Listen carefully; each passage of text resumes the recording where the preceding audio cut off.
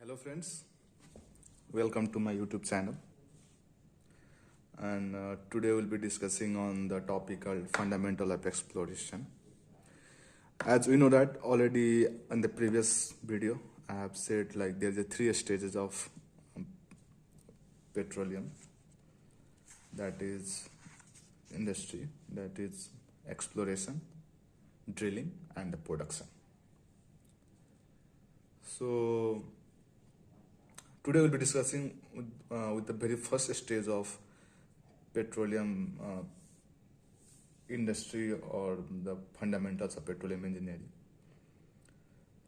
So let's start with the topic.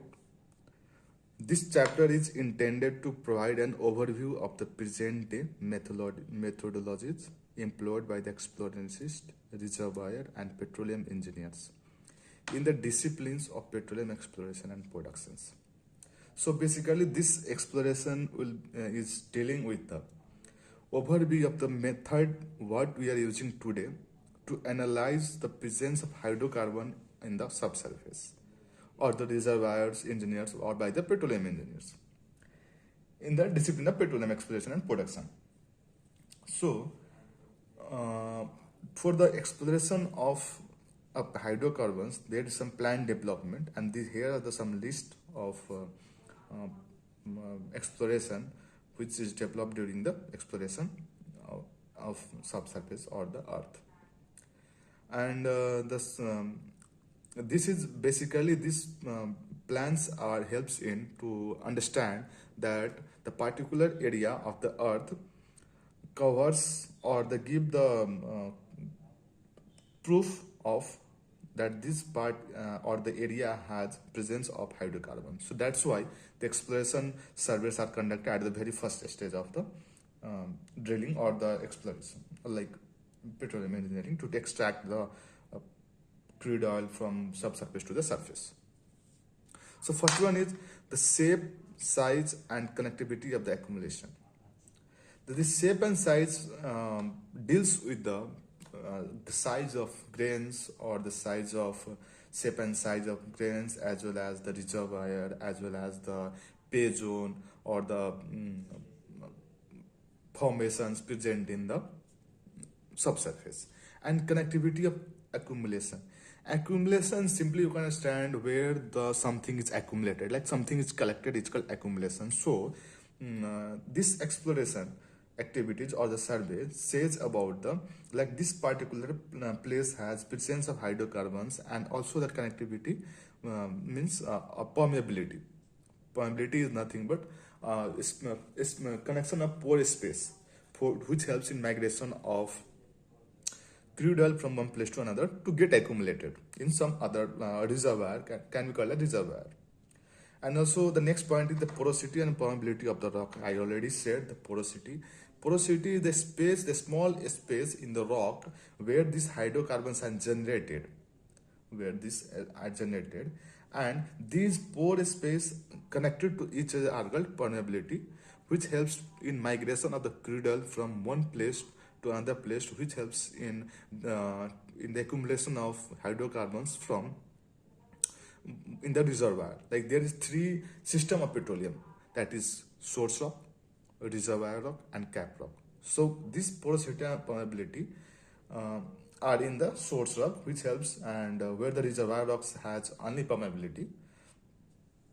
So this all fundamentals is collected in the reservoir, accumulated in the reservoir rock. Now the nature of hydrocarbons. Nature of hydrocarbons means we can say, like, the density of the crude oil or the hydrocarbons, or the viscosity of the hydrocarbons, like there's a light crude oil, heavy crude oil. So these are some of the nature of the hydrocarbons. So with this exploration activities, we can understand the nature of hydrocarbons. Now the cost of wells, facilities, pipelines, installation, and so on. So in the exploration activities conducted by or done by the geologist or the geophysicist, helps also in the analysis of the cost, like while drilling the well, what the cost, and like how many money required for drilling this well, and what are the facilities required, which type of pipelines, and what all the equipments we need, depending on the formation present in the subsurface on that particular area. So this also, like, we should have to make this commercial, like this well should be benefited for the company, because none of the companies gonna drill the well which is gonna make them loss, because as we know that while drilling a single well, there's a millions of dollars is required for drilling a single well.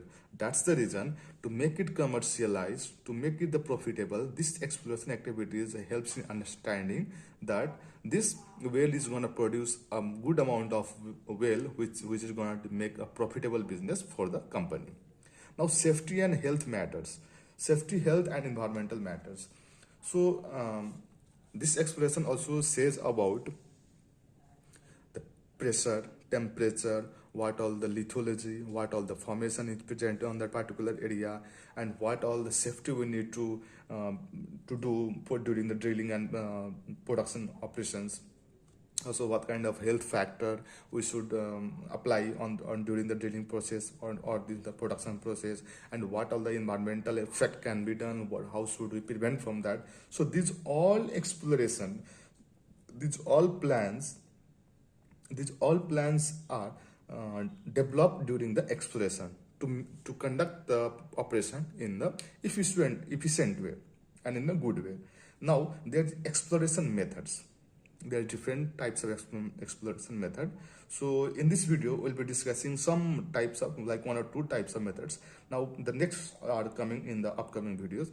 So please subscribe my channel, like my channel, and so that you can also get the upcoming videos, and you can get the other explanation of other exploration methods.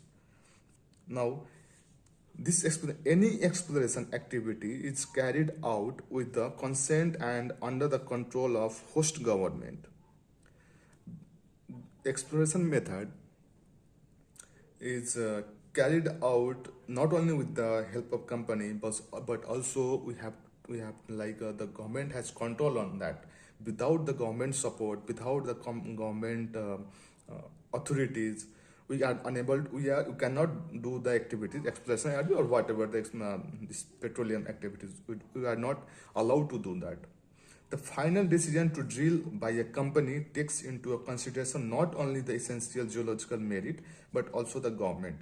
See, after the completion of the exploration, suppose we get proof that this particular area has the presence of hydrocarbons, so, due to the exploration of the geologist or the geological merit, like some when you do exploration with the geophysicist, it shows some data like, okay, these are good, this part is good for the production of the crude oil, and it is a commercial, it is like gonna be produced from like 10 to 30 years for the you're gonna produce the crude oil. So the company knows that, okay, this is the profitable, we can drill this formation, and we can get the crude oil from the surface to the subsurface. But similarly, we also have to take the government decision. Without government decision, without finalization of government, we cannot do these drilling activities or any of the exploration activities. Now, what is the importance of petroleum exploration method? Right. So I have listed some of the importance. The first one is the impact on the environment due to drilled core rock cuttings, seismic operations, accidental discharges. So, why these exploration methods are done? Why these petroleum exploration methods are done? Because while doing this, there is some impact on the environment. We have to prevent as much as we can from the environmental impact. So, due to some drill rock cuttings, like when we're drilling the formation, we get some like gases, some harmful gases, or there is collapse of these formations, and also the seismic operations, accidental discharges. Like seismic operation, we use explosive for the generation of the source, for the seismic survey. So this can be effective and harmful for the environmental. Also the accidental discharge, like suppose if you are getting high pressure. So tomorrow if something accidents happen, so to prevent from these all things, these exploration methods are done. Now identification of type of reservoir and porosity of rock.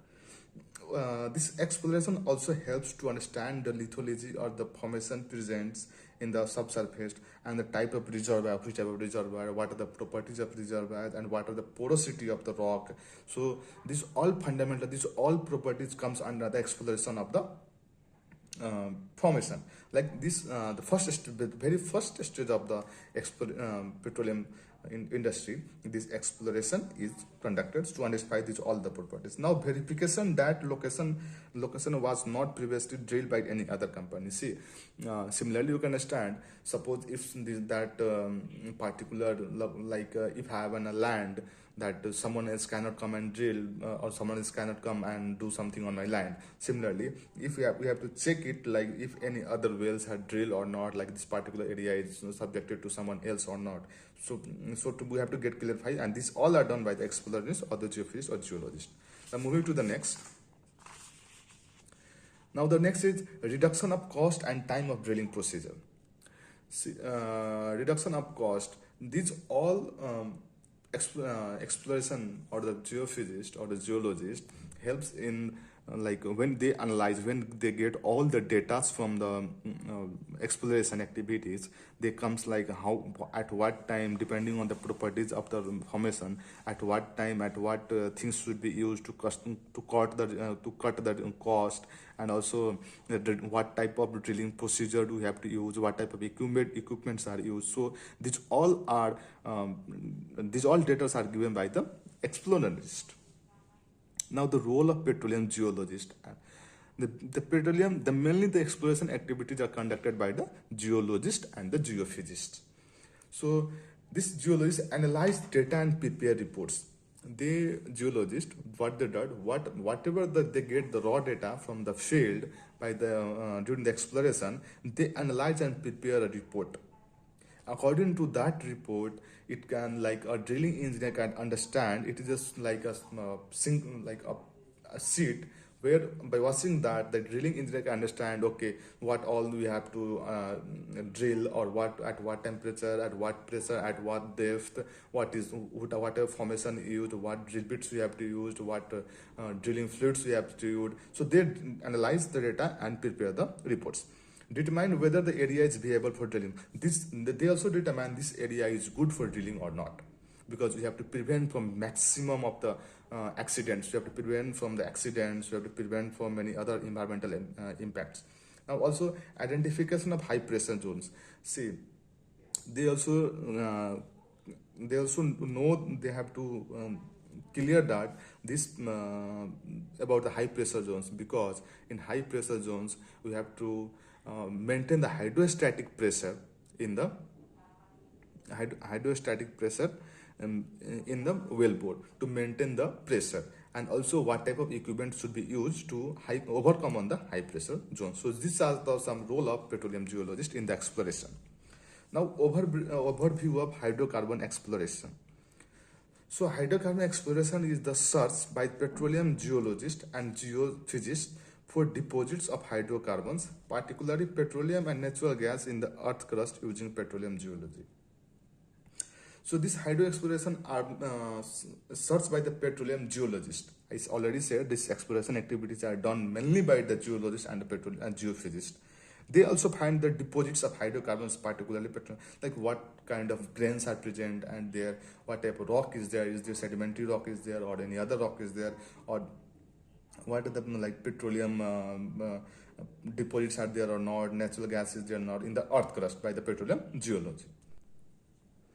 So stages of hydrocarbons exploration. The first one is oil and gas estimation reserves. So oil and gas estimation reserves basically say about the quantity present in the reserves. So it says like what is the quantity present in the subsurface of the oil and gas. Now, exploration and production licensing. Before doing for the exploration or the drilling or the production activities, we have to take license from the government for these activities. Now the field development and planning roadmap. So this field development says about like what is the processor would need to reach the target or the pay zone, and what are the roadmap, like how we should move that, what is the equipment we should use, or what are the drilling fluids and any other equipment to be used to reach the target. Now exploration and evaluation, on that there is subcategories of field discovery. Deals about the accumulated underground hydrocarbons, like what quantity of or what type of hydrocarbons or water are present in the or accumulated in the underground or the subsurface. Now field evaluation, it says about commerciality. Commerciality means the profitable, like does this well or this reservoir is gonna be profitable or not, because none of the companies are gonna drill which is non-profitable. So it deals about the commerciality. Now field development, the field development says about recovery method. Recovery method means some wells have low pressure and it doesn't have self-flowing of the crude oil from the surface to the subsurface. So we use some recovery method, like it's EOR or sucker rod pump. So these are the some of the equipment we are used to give to recover those hydrocarbons from subsurface to the surface. So now the field production. This field production deals about the production time, like the well is will be producing at what years of time. Suppose this like a single well produces some of the 10 years, some are produced for the 20 years, some are produced for the 35 years, some are produced for the 40 years. So this basically tells about the production time of the particular well. Now field abandoned. Abandoned is nothing but closing the some activities what we already were doing. So while drilling or while doing all these activities, we have to abandon the wellbore without we should not leave simply as it is. Now moving to the next.